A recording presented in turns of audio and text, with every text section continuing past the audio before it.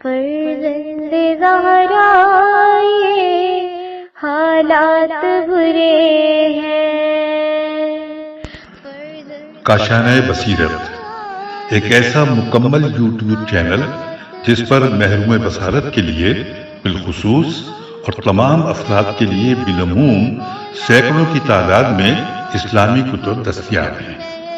لہذا گزارش ہے کہ آپ اپنی ذمہ داری نبھاتے ہوئے کاشانہ بصیرت کو سبسکرائب کرنے کے ساتھ ساتھ بیل آئیکن کو پریس کیجئے تاکہ آپ علم کے حصول کے ساتھ ساتھ مذہب اہل بیت کی اشاعت میں بھی اہم کردار ادا کرتے رہیں۔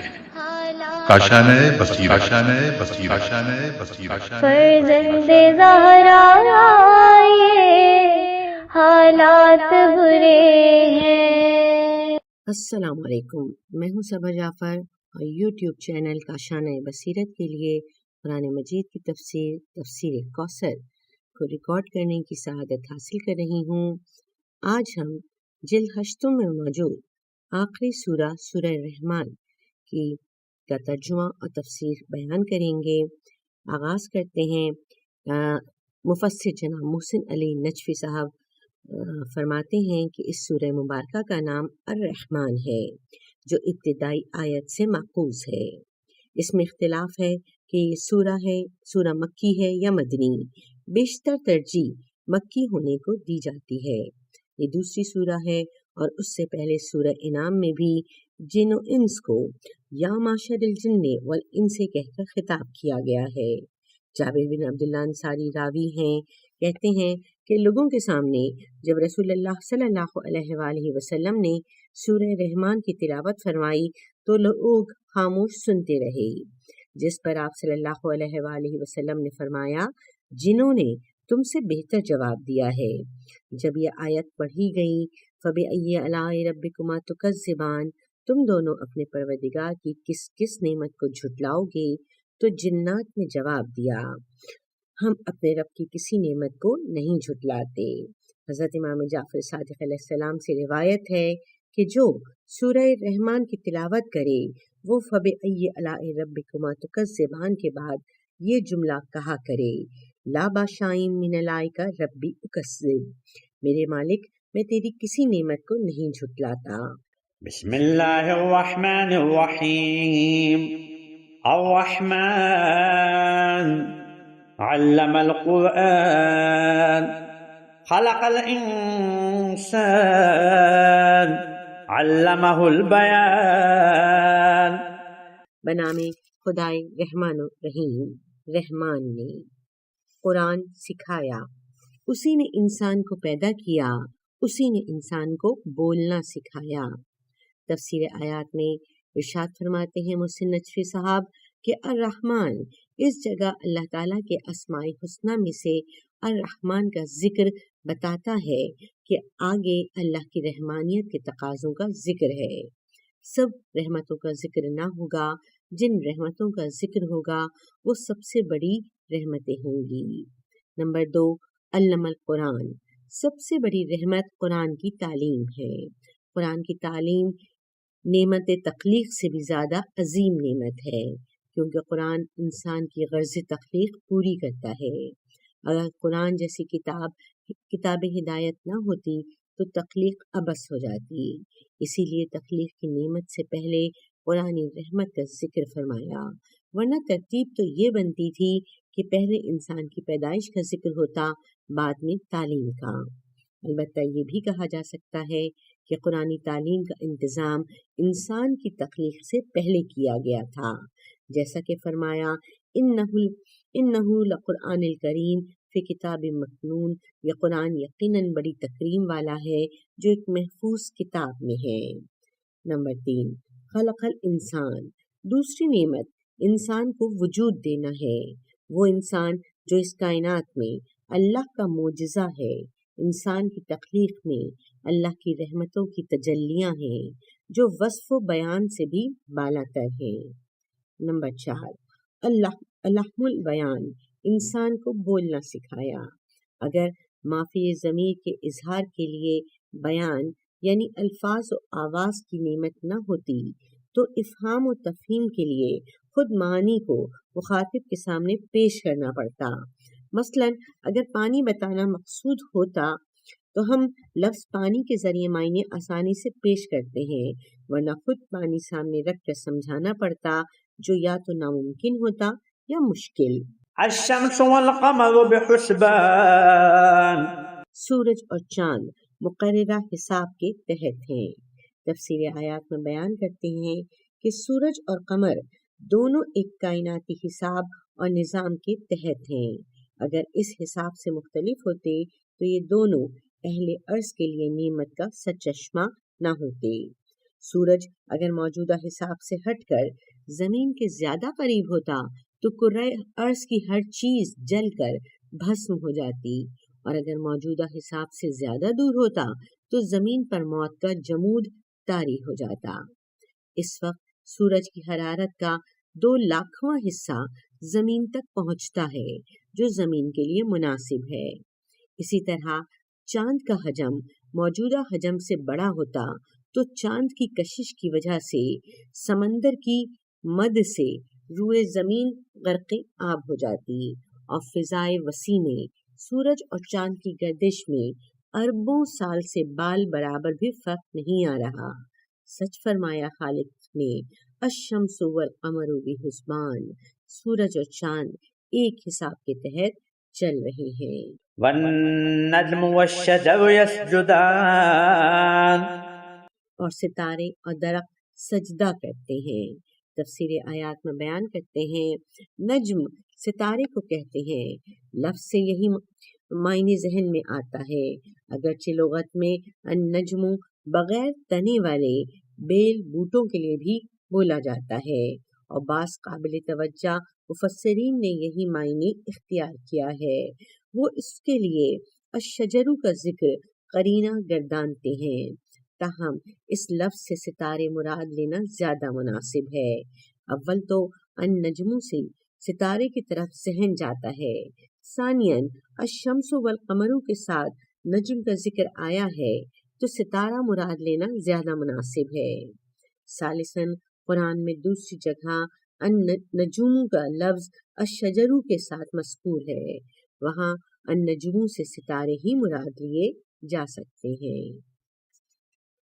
ترجمہ: کیا آپ نے نہیں دیکھا کہ جو کچھ آسمانوں اور جو کچھ زمین میں ہے، نیز سورج، چاند، ستارے، پہاڑ، درخت، جانور اور بہت سے انسان اللہ کے لیے سجدہ کرتے ہیں۔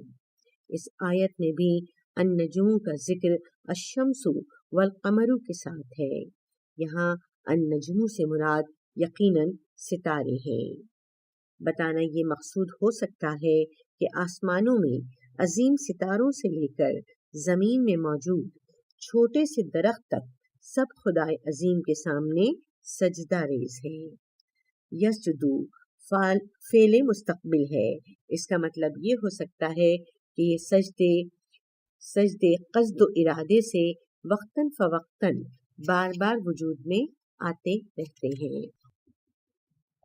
والسماء رفعها ووضع الميزان ألا تطغوا في الميزان وأقيموا الوزن بالقسط ولا تخسروا الميزان، اور اسی نے اس آسمان کو بلند کیا اور ترازو قائم کی تاکہ تم ترازو کے ساتھ تولنے میں تجاوز نہ کرو، اور انصاف کے ساتھ وزن کو درست رکھو اور قول میں کمی نہ کرو۔ تفسیر آیات میں بیان کرتے ہیں، والسماء رفعها، آسمان کو بلند اور میزان قائم کرنے میں ایک ربط اس طرح ہو سکتا ہے کہ اللہ نے اس بلند و بالا آسمان میں توازن قائم رکھا ہے۔ اسی توازن پر آسمان یعنی اجرام سماوی قائم ہے۔ چنانچہ حدیث نبوی میں ہے کہ آسمان و زمین عدل سے قائم ہے۔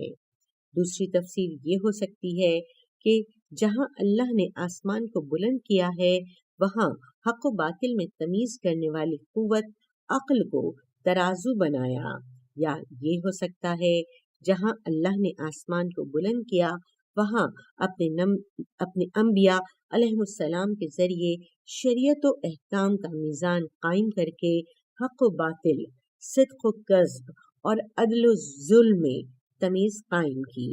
جیسے فرمایا، ترجمہ: بتحقیق ہم نے اپنے رسولوں کو واضح دلائل دے کر بھیجا ہے اور ہم نے ان کے ساتھ کتاب اور میزان نازل کیا ہے تاکہ لوگ عدل قائم کریں۔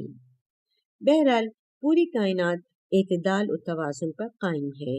اس اعتدال میں بال برابر بھی انحراف آ جائے تو یہ اپنا وجود برقرار نہیں رکھ سکتی۔ یہ ہے تکوینی میزان۔ اس کے ساتھ ایک تشریحی میزان بھی ہے۔ انسان کو چاہیے کہ اس میزان سے انحراف نہ کرے، ورنہ عدل اجتماعی اور انصاف ناپید ہو جائے گا۔ اس میزان کے مصادیق میں وہ ترازو بھی شامل ہے جس سے اوزان معلوم کیے جاتے ہیں۔ نمبر 2، اللہ تطغوا فی المیزان۔ میزان وضع اس لیے کیا کہ تم اس میزان و معیار سے تجاوز نہ کرو اور اپنے معاملات میں ترازو کے ساتھ تولنے میں تجاوز نہ کرو۔ نمبر 3، وَأَقِیمُوا الْوَزْنَ بِالْقِسْطِ۔ لہٰذا جب تمہارے سامنے میزان آ گیا تو اپنے معاملات میں اوزان اور تول میں کمی نہ کرو۔ انسانی زندگی کا دار و مدار اجتماعی زندگی پر ہے۔ اجتماعی زندگی باہمی معاملات پر قائم ہے اور باہمی معاملات انصاف کے ساتھ ناپ تول پر موقوف ہیں۔ والأرض وضعها للأنام فيها فاكهة والنخل ذات الأقمام والحب ذو العصف والريحان۔ اور اسی نے مخلوقات کے لیے اس زمین کو بنایا ہے، اس میں میوے اور خوشے والے کھجور کے درخت ہیں اور بھوسے والا اناج، خوشبو والے پھول ہیں۔ تشریحی کلمات میں کہتے ہیں الاکمام، کاف میم ایم، الکم خوشوں کے غلاف کو کہتے ہیں، اس کی جمع اکمام ہے۔ الاسفی، عین صاد فی، الاسف کھیتی کے جو پتے کاٹ لیے جاتے ہیں، نیز خشک نباتات جو ٹوٹ کر چور ہو جائے۔ تفسیر آیات میں بیان کرتے ہیں، زمین اور زمین میں موجود تمام نعمتیں جن کا ذکر ان آیات میں آیا ہے انسان کے لیے ہیں، اور پھلوں اور دانوں کی سینکڑوں قسمیں فراہم فرما کر یہ ظاہر فرمایا کہ اللہ کا مقصد صرف انسان کو زندہ رکھنا نہیں ہے، اس کے لیے تو صرف ایک قسم کا غلہ کافی تھا، بلکہ انسان کو نعمتوں سے مالا مال کرنا بھی مقصود ہے۔ ان نعمتوں کا تعلق انسان کے علاوہ جنات سے بھی ہونا چاہیے، چونکہ خطاب دونوں سے ہے۔ فبأي آلاء ربكما تكذبان۔ بس اے جن و انس، تم دونوں اپنے رب کی کس کس نعمت کو جھٹلاؤ گے؟ تفسیر آیات میں ارشاد فرماتے ہیں کہ ان نعمتوں میں سے کسی ایک نعمت کو بھی تم نہیں جھٹلا سکتے۔ اس آیت میں خطاب جن و انس سے ہے، اس پر اگلی آیات شاہد ہیں، جیسے خلق الانسان وخلق الجان وسنفرغ لکم ایھا الثقلان۔ الا جمع ہے الا کی، اس کے اصل معنی نعمت کے ہیں، دوسرے معنی میں اگر استعمال ہوا ہے تو بالعنایا یعنی کسی مناسبت سے استعمال ہوا ہے، جیسے خوبیوں، کمالات وغیرہ میں استعمال ہوتا ہے، تو اصل معنی نعمت ملحوظ رہتا ہے کہ خوبیاں اور کمالات بھی نعمت ہیں۔ دوسری بات یہ ہے کہ ایک لفظ مختلف اسلوب اور ترکیبوں میں استعمال ہوتا ہے تو ممکن ہے مختلف معنی کا فائدہ دے، لیکن اگر ایک لفظ کو ایک ہی ترکیب اور ایک ہی اسلوب میں مکرر استعمال کیا گیا ہو تو صرف تکرار کی بنا پر معنی مختلف نہیں ہو سکتے، جیسے وَلَقَدْ يَسَّرْنَا الْقُرْآنَ لِلذِّكْرِ فَهَلْ مِن مُدَّكِرٍ میں للذکر مدکر اور یسرنا کے معنی صرف تکرار کی بنا پر مختلف نہیں ہو سکتے، جیسا کہ بعض اہل قلم نے لائی کہ ہر دفعہ مختلف معنی نکالنے کی کوشش کی ہے۔ تکذیب نعمت کی متعدد صورتیں ہو سکتی ہیں۔ نمبر 1، بعض لوگ ان نعمتوں کو سرے سے اللہ کی طرف سے نہیں سمجھتے بلکہ اپنی مہارت اور محنت و ہوشیاری کا مرہون منت سمجھتے ہیں۔ نمبر 2، بعض لوگ ان نعمتوں کو اللہ کی جگہ غیر اللہ کی عنایت سمجھتے ہیں، جیسے مشرکین جو غیر اللہ کو رازق سمجھتے تھے۔ نمبر 3، بعض لوگ اگرچہ ان نعمتوں کو اللہ کی طرف سے سمجھتے ہیں لیکن مقام شکر میں ان کا رویہ منکروں سے مختلف نہیں ہے اور ان کے عمل اور کردار سے اس بات کا اظہار نہیں ہوتا کہ یہ نعمتیں اللہ کی طرف سے ہیں۔ یہ سب لوگ تکذیب نعمت کرنے والوں کے زمرے میں آتے ہیں۔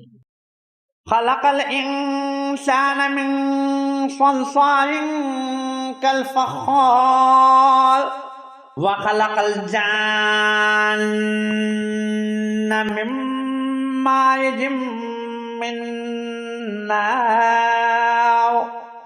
اس نے انسان کو ٹھیکرے کی طرح کے خشک گارے سے بنایا اور جنات کو آگ کے شعلے سے پیدا کیا۔ تشریحی کلمات میں ارشاد فرماتے ہیں سلسالن صاد لام لام، سلسال کے معنی کسی خشک چیز سے آنا کے ہیں، خشک مٹی کو بھی سلسال کہتے ہیں۔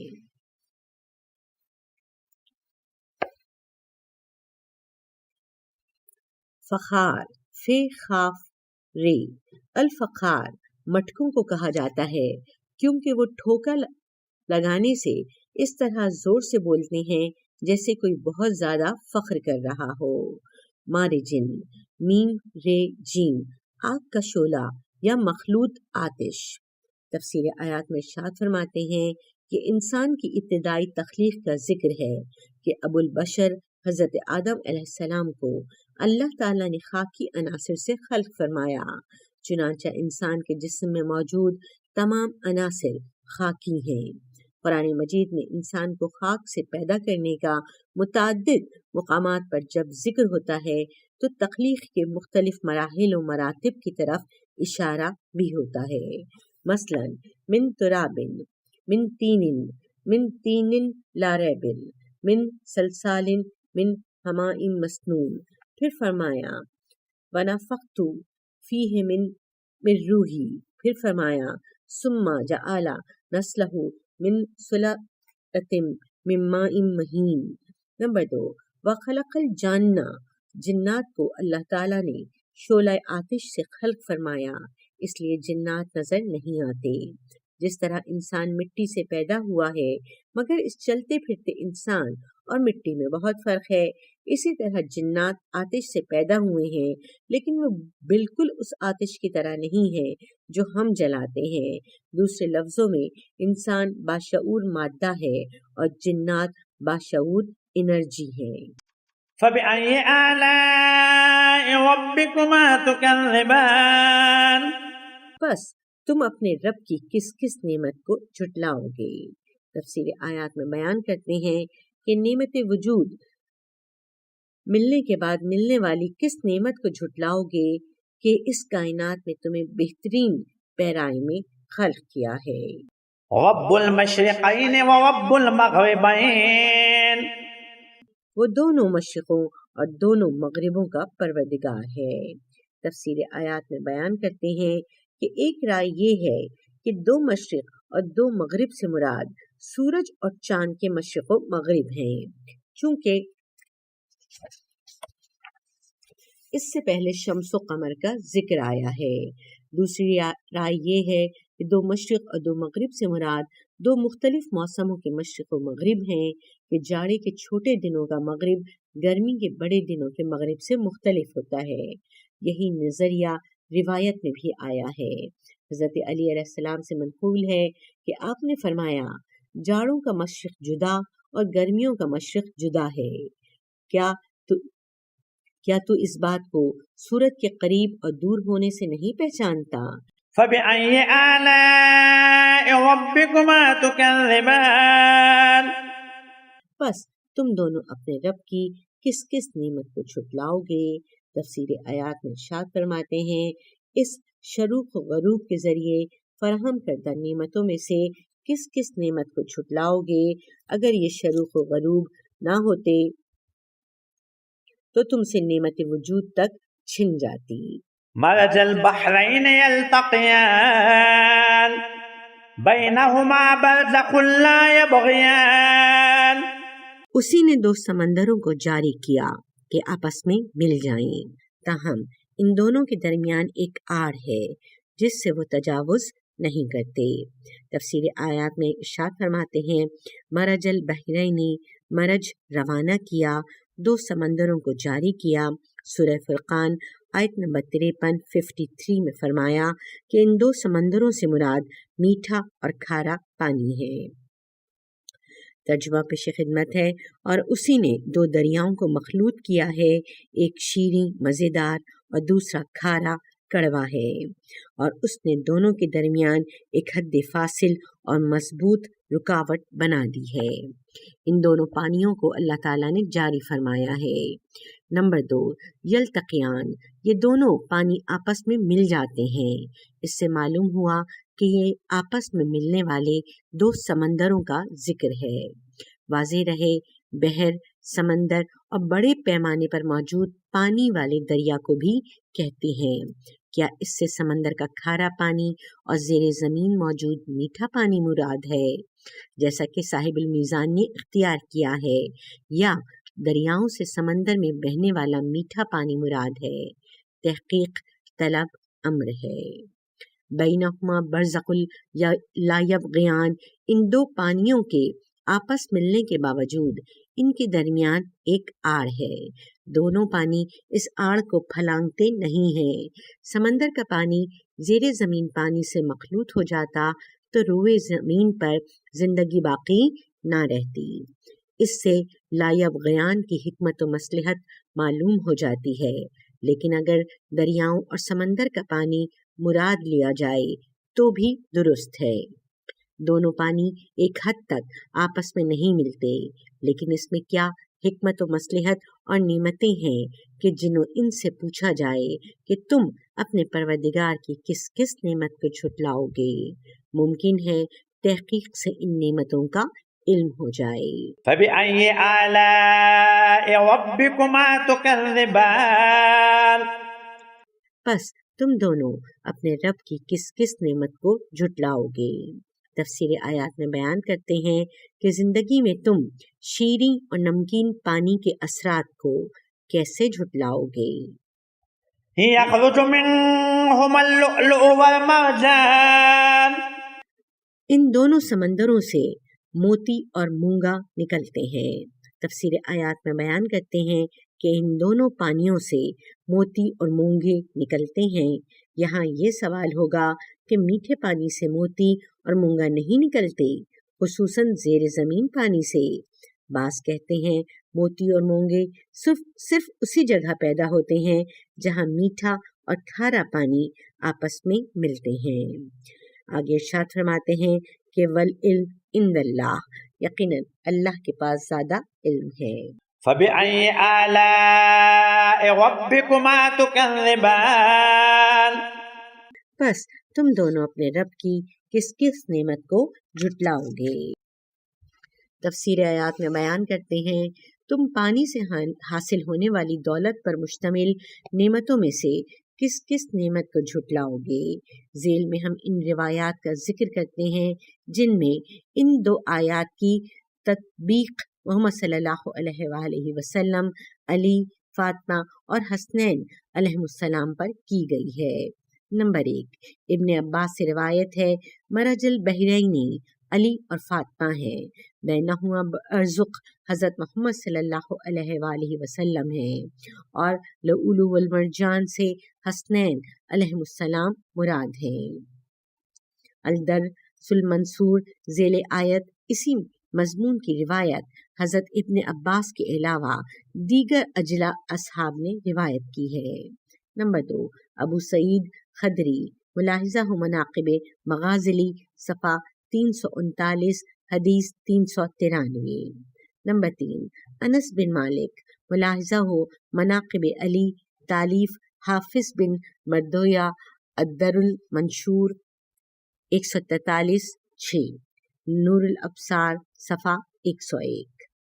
چوتھا ابو ذر ملاحظہ البرہان 334-5۔ پانچواں عبداللہ بن مسعود ملاحظہ تفسیر فرات 461-1۔ وَلَهُ الْجَوَارِ الْمُنشَآتُ فِي الْبَحْرِ كَالْأَعْلَامِ، اور سمندر میں چلنے والے پہاڑوں کی طرح بلند جہاز اسی کے ہیں۔ تفسیر آیات میں بیان کرتے ہیں کہ جہاز سازی و جہاز رانی جیسی انسان کی زمانہ قدیم کی ایجادات ہوں یا آج کل کی جدید ٹیکنالوجی اور کمپیوٹر کی دنیا، ان تخلیقی صلاحیتوں کے ماہر پر تو تعجب کیا جاتا ہے، لیکن اس کے عظیم خالق کی صنعت پر تعجب و حیرانگی کا اظہار نہیں کیا جاتا، جس نے انسان کو صلاحیت عطا کی کہ سمندر کی موجوں کو تسخیر کرتے ہوئے اپنی سواری کے لیے جہاز بنائے، اور پانی کو اس طرح خلق کیا کہ اس کی پشت پر جہاز بآسانی اپنی منزل کی طرف گامزن ہو سکے۔ فَبِأَيِّ آلَاءِ رَبِّكُمَا تُكَذِّبَانِ، بس تم دونوں اپنے رب کی کس کس نعمت کو جھٹلاؤ گے؟ تفسیر آیات میں بیان کرتے ہیں کہ جہاز رانی اور سمندری سفر میں موجود فوائد منافع پر مشتمل نعمتوں کو کیسے جھٹلاؤ گے؟ كُلُّ مَنْ عَلَيْهَا فَانٍ وَيَبْقَى وَجْهُ رَبِّكَ ذُو الْجَلَالِ وَالْإِكْرَامِ، روئے زمین پر موجود ہر چیز فنا ہونے والی ہے اور صرف آپ کے صاحب عزت و جلال رب کی ذات باقی رہنے والی ہے۔ تفسیر آیات میں بیان کرتے ہیں، نمبر 1، کل من علیہا فان، اس روئے زمین کی تمام زندہ موجودات، خواہ ان کا تعلق انس یعنی انسان سے ہو یا جن سے، سب کو راہ فنا اختیار کرنا ہے، یہاں سے کوچ کر کے دوسرے عالم کی طرف منتقل ہونا اور وہاں جا کر اپنے اعمال کا سامنا کرنا ہے۔ نمبر 2، وَيَبْقَى وَجْهُ رَبِّكَ، سب فنا ہے سوائے وجہ رب کے، وجہ یعنی ذات، چونکہ کسی ذات کی پہچان وجہ چہرے سے ہوتی ہے، لہذا چہرہ کہہ کر ذات مراد لینا محاورہ ہے۔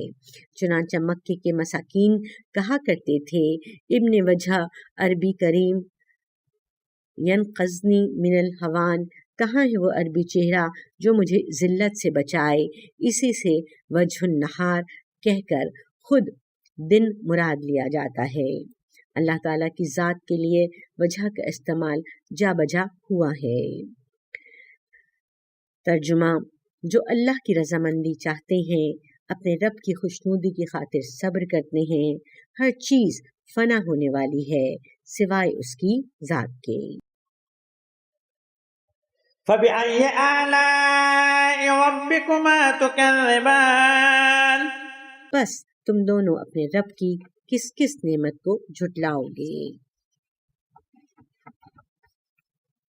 تفسیر آیات میں بیان کرتے ہیں، اس دنیا کی صرف چند روز کی آسان تکلیف دے کر ابدی زندگی اور دائمی بقا کی طرف لے جانا ایسی نعمت ہے جس کی قدر تمہیں قیامت کے دن ہوگی۔ يَسْأَلُهُ مَنْ فِي السَّمَاوَاتِ وَالْأَرْضِ كُلَّ يَوْمٍ هُوَ فِي شَأْنٍ، جو کچھ بھی آسمانوں اور زمین میں ہے سب اسی سے مانگتے ہیں، وہ ہر روز ایک نئی کرشمہ سازی میں ہے۔ تفسیر آیات میں بیان کرتے ہیں، یسألہ، کل کائنات نیاز مندی اور احتیاج سے عبارت اور مجسم سوال ہے، حتیٰ اپنے وجود و بقا میں بھی محتاج۔ آیت میں فرمایا، کل کائنات اللہ سے سوال کرتی ہے۔ کس چیز کا سوال کرتی ہے؟ اس کا ذکر نہیں ہے۔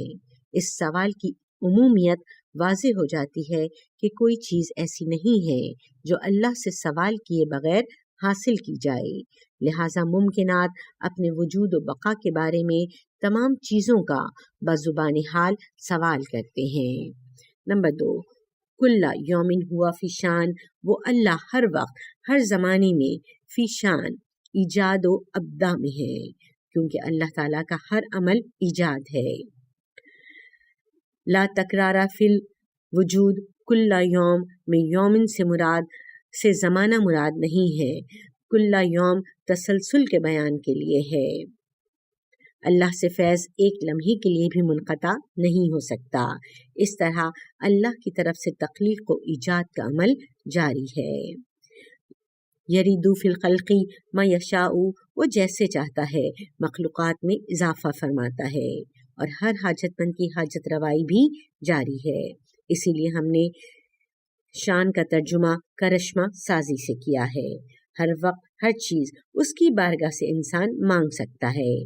حضرت امیر المومنین علی علیہ السلام سے روایت ہے کہ آپ علیہ السلام نے ایک خطبے میں فرمایا، حمد ہے اس ذات کے لیے جسے فنا نہیں ہے اور اس کی ایجادات کے عجائب ختم ہونے والے نہیں ہیں۔ وہ ہر روز ایک کرشمہ سازی میں ہے، یعنی جو موجود نہیں ہے اس کی نئی ایجاد میں۔ فبأي آلاء ربكما تكذبان، بس تم دونوں اپنے رب کی کس کس نعمت کو جھٹلاؤ گے؟ تفسیر آیات میں بیان کرتے ہیں کہ ہر لمحہ فیاضی کرنے والے رب کی فیاضی کی کون کون سی نعمت کو جھٹلاؤ گے؟ سنفرغ لكم أيها الثقلان، اے جن و انس کے دو با وزن جماعتوں، ہم عنقریب تمہاری جزا و سزا کی طرف پوری توجہ دینے والے ہیں۔ تفسیر آیات میں بیان کرتے ہیں الثقلان یعنی جن و انس اس روئے زمین کی دو گراں قدر قابل ذکر مخلوق ہیں۔ سنفرغو ہم پوری توجہ دینے والے ہیں، یعنی ہم قیامت کے دن اے جن و انس تمہاری سزا و جزا اور تمہارے چھوٹے بڑے اعمال کے حساب پر پوری توجہ دینے والے ہیں۔ پوری توجہ کا مطلب یہ نہیں ہے کہ دنیا میں اللہ تعالیٰ کسی اور کام میں مشغول ہے، پوری توجہ نہیں ہے۔ آخرت میں پوری توجہ ہوگی، اس کی ذات اس بات سے برتر و بالاتر ہے۔ اے وہ ذات جسے کوئی مشغولیت کسی اور مشغولیت سے نہیں روکتی، بلکہ بتانا یہ مقصود ہے کہ دنیا میں ہم نے تمہیں ڈھیل دے رکھی ہے، تمہارے اعمال کا محاسبہ نہیں ہوتا تھا، لیکن قیامت کے دن تمہارے تمام اعمال کی چھان بین ہوگی، تمہارے تمام چھوٹے بڑے اعمال پر پوری توجہ مرکوز ہوگی، جیسا کہ کوئی شخص ہر کام سے فارغ ہو کر صرف ایک کام پر توجہ مرکوز کرتا ہے۔ فبأي آلاء ربكما تكذبان، بس تم دونوں اپنے رب کی کس کس نعمت کو چھٹلاؤ گے؟ تفسیر آیات میں بیان کرتے ہیں کہ آج تو تم ہماری نعمتوں کی ناقدری کرتے ہو، کل قیامت کے دن جب ہم تمہارا حساب لینے لگیں گے تو اس وقت تمہیں اندازہ ہو جائے گا کہ ہم نے تمہیں کس کس نعمت سے مالا مال ہونے کا موقع فراہم کیا تھا۔ دنیا میں تو تم تکذیب کرتے رہے، لیکن آج تم کس کس نعمت کو جھٹلاؤ گے؟ یا معشر الجن والانس ان استطعتم ان تنفذوا من اقطار السماوات والارض فانفذوا لا تنفذون الا بسلطان۔ اے گروہ جن و انس، اگر تم آسمانوں اور زمین کی سرحدوں سے نکلنے کی استطاعت رکھتے ہو تو نکل جاؤ، تم سلطنت و قہاریت کے بغیر نہیں نکل سکو گے۔ تفسیر آیات میں ارشاد فرماتے ہیں کہ قیامت کے دن جب تمہیں حساب دینے کے لیے اللہ کی بارگاہ میں بلایا جائے گا تو تم اللہ کو حساب دینے سے گریز کرنا، اور اللہ کی مملکت اور خدا کی خدائی سے فرار ہونا چاہو تو ایسا نہیں کر سکو گے، چونکہ اگر فرار ہونا ہے تو کل کائنات اقطار السماوات والارض سے فرار ہونا ہے۔ لا تنفذون، کل کائنات سے بھاگ نکلو ممکن نہیں ہے، یعنی کل کائنات کی سرحدوں سے بھاگ نکلنا ممکن نہیں ہے۔ الا بسلطان، اس کے لیے سلطنت و قہاریت ایسی چاہیے جو کل کائنات پر غالب آئے، ایسا بھی ممکن نہیں ہے۔ اس جگہ اس بات کا خیال ظاہر کیا جاتا ہے کہ الا بسلطان سے یہ اندیا ملتا ہے کہ تسخیر طبیعت سلطان کے ذریعے ممکن ہے۔ اس طرح خلائی سفر کے ذریعے دوسرے کرات کی تسخیر ممکن ہے، لیکن یہ خیال قرین واقع نہیں ہے، چونکہ اختار السماوات سے مراد 7 آسمان لیے جائیں تو 7 آسمانوں کی سرحدوں سے نکلنا ممکن نہیں ہے۔ سیاق آیات سے یہ بھی بات بعید معلوم ہوتی ہے، چونکہ سیاق و سباق آیت قیامت کے بارے میں ہے۔ البتہ یہ خیال اس وقت قابل بحث ہو سکتا ہے جب 7 آسمانوں کو اسی نظام شمسی میں تلاش کیا جائے۔ چنانچہ قاموس قرآن کے مؤلف نے اس کی کوشش کی ہے۔ فَبِأَيِّ آلَاءِ رَبِّكُمَا تُكَذِّبَانِ؟ بس تم دونوں اپنے رب کی کس کس نعمت کو جھٹلاؤ گے؟ تفسیر آیات میں ارشاد فرماتے ہیں کہ قبل از وقت آگاہ رہنا کہ قیامت کے دن اللہ کی مملکت سے فرار ممکن نہیں، ایک تنبیہ ہے جو ایک نعمت ہے۔ حضرت علی علیہ السلام سے منقول ہے کہ آپ علیہ السلام نے فرمایا، جو برائیوں سے خوف دلائے وہ تمہارے لیے مژدہ سنانے والے کے مانند ہے۔ یہ تنبیہ بھی ایک نعمت ہے جس کی وجہ سے انسان اطاعت کرتا، معصیت سے دور ہوتا اور اس دن کے لیے تیاری کرتا ہے جس سے بھاگنے کا کوئی راستہ نہیں۔